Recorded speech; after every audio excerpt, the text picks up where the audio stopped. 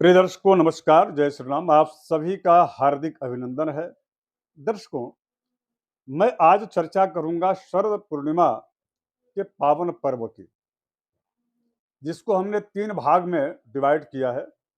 पहला है कि शरद पूर्णिमा किस दिन मनाई जाए, 16 अक्टूबर अथवा 17 अक्टूबर को। दूसरा, शरद पूर्णिमा के दिन इस बार क्या ग्रह स्थिति खास बन रही है।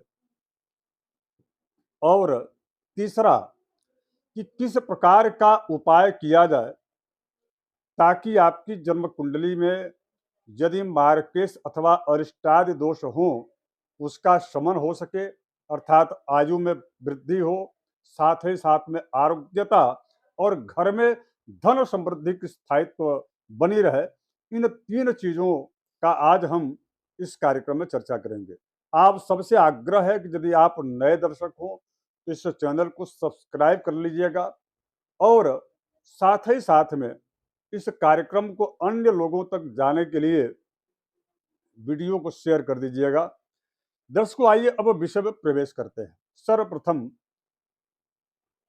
धर्मशास्त्रीय जो विधि व्यवस्था है उसके अनुरूप रात्रि यानी कि प्रदोष काल, जिस दिन प्रदोष काल पूर्णिमा तिथि में हो उसी दिन पूर्णिमा मानी जाती है। अर्थात 16 अक्टूबर को शाम को 7:19 से पूर्णिमा प्रारंभ हो रही है और ये 17 तारीख को यह जो पूर्णिमा है वह पूर्णिमा 4:01 तक ही है। यानी कि कल के 17 तारीख के 4:01 तक ही है। इससे यह स्पष्ट होता है कि आपको मैं बहुत ज़्यादा शास्त्रीय संदर्भ नहीं देना चाह रहा हूं, चूंकि आपके लिए वीडियो उबाऊ हो जाता है। लेकिन मैं आपको एक मात्र सूत्र दिया कि जिस दिन प्रदोष काल अर्थात जो है लगभग सायंकाल से लेकर के और रात्रि के 8 अथवा 8:30 अथवा 8:45 तक, यानी कि हर स्थान के अंतर्गत जो है इन समयों में यदि पूर्णिमा तिथि का निवास है, यानी कि पूर्णिमा तिथि है, पूर्णिमा तिथि आपकी भाषा में यदि रन कर रही है तो उसी दिन पूर्णिमा मानी जानी चाहिए। अर्थात इस सिद्धांत के अनुरूप देखा जाए तो 16 अक्टूबर को निर्विवाद रूप से कहीं किसी प्रकार की कोई शंका शुभा नहीं है। 16 अक्टूबर को ही शरद पूर्णिमा मनाई जानी चाहिए। ये क्लियर हो गया। अब दूसरा, जन्म कुंडली में अगर यदि चंद्र पाप ग्रह के जैसा फल दे रहे हों, अब ये चंद्र ग्रह पाप पाप प्रभाव कब देते हैं तो इसका स्पष्ट रूप से मैं आपको कई वीडियो में बता चुका हूं कि चंद्र पाप फल कब देते हैं। मैं पुनः एक आपको जो है इशारा कर दूं, संकेत दे दूं। जिस भी व्यक्ति का जन्म, और विशेष करके आपके लिए विशेष कार्यक्रम है, जिस भी व्यक्ति का जन्म कृष्ण पक्ष की 10वीं तिथि से लेकर के और शुक्ल पक्ष की 5वीं तिथि पर्यंत इन 10 दिनों में हुआ है, इसका मतलब यह है कि आपका चंद्र कमजोर है। जब चंद्र कमजोर होगा तो आर्थिक स्थिति आपकी जो है सुदृढ़ नहीं रहती है, मन चंचल रहता है और तमाम तरह के गलत जो है ख्यालात आते हैं और मानसिक स्थिति अस्थिरता की वजह से वह व्यक्ति निर्णय सही समय पर सटीक निर्णय नहीं ले पाता, जिसकी वजह से उसके कार्यों में सफलता नहीं मिलती। यदि इस प्रकार का स्वभाव ऐसा आपको दिख रहा है, मतलब आपको यह संकेत स्पष्ट है कि आपका चंद्र कहीं ना कहीं कमजोर है, अथवा वह चंद्र जो है पाप युक्त होकर के अथवा पाप प्रभाव राहु इत्यादि ग्रहों से भी यदि युक्त है तो भी वह जो है इस चंद्र का ऐसा ही फल देखा जाता है। ऐसी स्थिति में जब भी वह व्यक्ति चाहे जितना धन कमा ले जीवन में, उसमें उसको बरकत नहीं मिलती। तो ये उसके लिए वर्ष का एक ऐसा दिन है शरद पूर्णिमा कि यदि वह इस दिन उपाय कर ले, चंद्र का पूजन कर ले, पूर्णिमा की रात्रि में 16 कला के साथ जो है चंद्र पूर्ण रूप से प्रकाशित रहते हैं। यदि उस दिन विधिवत यदि चंद्र की पूजन और चंद्र की आराधना कर लिया जाए, चंद्र के मंत्र का जाप कर लिया जाए, दूध, चावल अथवा जो है जैसे जिससे जिससे खीर बनाया जाता है, यदि उससे अर्चन कर लिया जाए तो निश्चित रूप से लगभग लगभग, क्योंकि ये सही समय होता है पूरे वर्ष में, यह एक ऐसा समय होता है जिस समय चंद्र और देवगुरु बृहस्पति की राशि होती है, रेवती नक्षत्र है। रेवती नक्षत्र उस समय रहेगा। रेवती नक्षत्र है, इसका मतलब यह है कि यह रेवती जो नक्षत्र है उस पर जो है राशि बनेगी मीन और उसके स्वामी होंगे देवगुरु बृहस्पति। और ये शुक्र का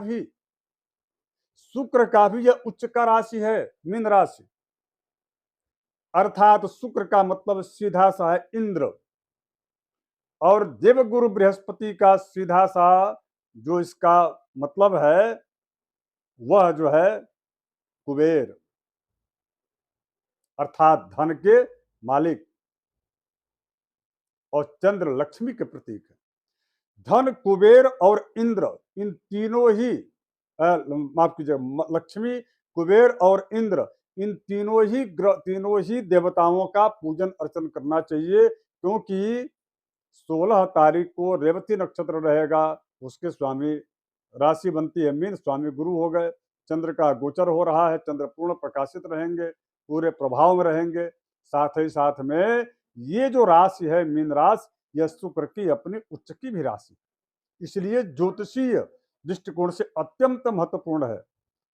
केवल मात्र चंद्र के पाप युत अथवा पापक चंद्र, अथवा आप जो है कृष्ण पक्ष की 10वीं तिथि से लेकर के और शुक्ल पक्ष की 5वीं तिथि के बीच के जन्म का यदि आपका जन्म हुआ इन समयों में, इसके अतिरिक्त भी यदि आपकी जन्म कुंडली में चंद्र की महादशा चल रही हो, उसमें राहु का अंतर चल रहा हो, अथवा राहु की महादशा में चंद्र का यदि अंतर चल रहा हो, अथवा अगर यदि आपकी जन्म कुंडली में चंद्र राहु अथवा केतु से दृष्ट हो, अथवा शनि से दृष्ट हो, या शनि के साथ में चंद्र की युति हो, तो ऐसे सभी जो है अरिष्ट अथवा कुयोग बनाने वाली जब स्थितियां निर्मित होती हैं, तो भी ऐसे लोगों को चंद्र यानी कि पूर्णिमा के दिन उपाय करना अत्यंत श्रेष्ठ का फलकारक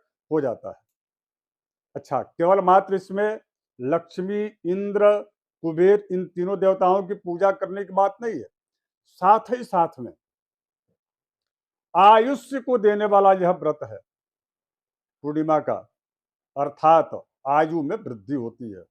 और एक बात और, पौराणिक संदर्भ में देखा जाए तो पूर्णिमा के दिन लक्ष्मी जी ऐरावत हाथी पर सवार होकर के, बड़ा ध्यान से आप सुनिएगा इस बात को, ऐरावत हाथी पर लक्ष्मी जी सवार होकर के पृथ्वी लोक में आती हैं और देखती हैं कि रात्रि में कौन भक्त उनकी आराधना, सहस्त्रार्चन अथवा कुमकुमार्चन अथवा लक्ष्मी जी की पूजा कौन कर रहा है, रात्रि में कौन जगा है।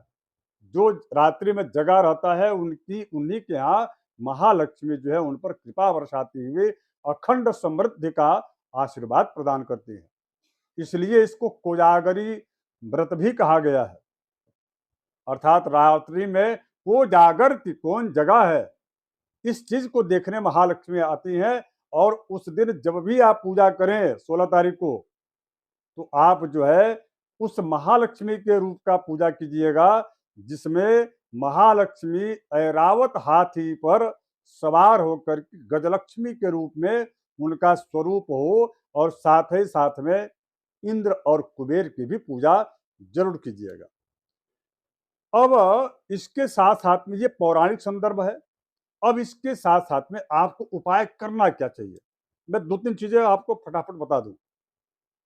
और पुनः मैं आग्रह करूं कि आप यदि नए दर्शक हो तो इस कार्यक्रम को सब्सक्राइब इस चैनल को कर लीजिएगा और इस कार्यक्रम को शेयर जरूर कर दीजिएगा। देखिए दर्शकों, चंद्र का सीधा संबंध सफेद चीजों से है अथवा गाय के दूध से है। गाय का दूध अनिवार्य रूप से यदि आप दान करते हैं और चंद्र यदि आपके खराब हैं तो उससे आपके ऊपर जो चंद्र का कुप्रभाव है वह बट जाएगा। सीधा कॉन्सेप्ट है। चावल शुक्र का कारक चावल भी होता है और चंद्र भी होते हैं। यदि आप चावल का दान कर दें, सादा चावल, कलर किया हुआ चावल नहीं, तो भी उस दान करने मात्र से आपके यदि जीवन में कोई आर्थिक दिक्कतें चल रही हों, व्यापार आपका बिल्कुल जो है धाराशायी हो चुका हो, तो केवल मात्र इस दिन जो है चावल और चांदी का छोटा सा टुकड़ा आप इसको दान कर देंगे तो आपके घर में आर्थिक समृद्धि बढ़ जाएगी। और इसके अतिरिक्त तीसरा जो सबसे महत्वपूर्ण जो कार्य है, और वो ये कार्य है कि आप किसी भी वैदिक विद्वान को बुला करके और भगवती लक्ष्मी जी के गजलक्ष्मी का जो रूप है उनकी प्रतिमा या मूर्ति या फोटो स्थापित करके यदि आप 1000 ललिता सहस्त्र नामावली, एक आता है स्तोत्र, उस ललिता सहस्त्र नामावली स्तोत्र से यदि कुमकुम और हल्दी दोनों मिला करके और श्री यंत्र का यदि आप कुमकुमार्चन करा देते हैं रात्रि में, तो निश्चित रूप से में 1 वर्ष में आपकी आर्थिक स्थिति अत्यंत सुदृढ़ हो जाएगी। और यह वैदिक उपाय है। मैं फिर कह रहा हूं, यह वैदिक प्रक्रिया और वैदिक उपाय है। ललिता सहस्त्रनामावली से, ललिता सहस्त्रनाम स्तोत्र से यदि कुमकुमार्चन किया जाए भगवती लक्ष्मी जी का अथवा कूर्म पृष्ठ श्री यंत्र का अथवा लक्ष्मी जी का फोटो रख करके ऐरावत हाथी पर सवार उस स्वरूप का ध्यान करते हुए कुबेर जी का, इंद्र जी का आवाहन करके यदि आप कर लेते हैं तो निश्चित रूप से आपके घर में 1 वर्ष तक महामाया लक्ष्मी जी की बड़ी विशेष कृपा होती है, आयु में वृद्धि होती है और आरोग्यता की प्राप्ति भी होती है। धन्यवाद मित्रों, नमस्कार।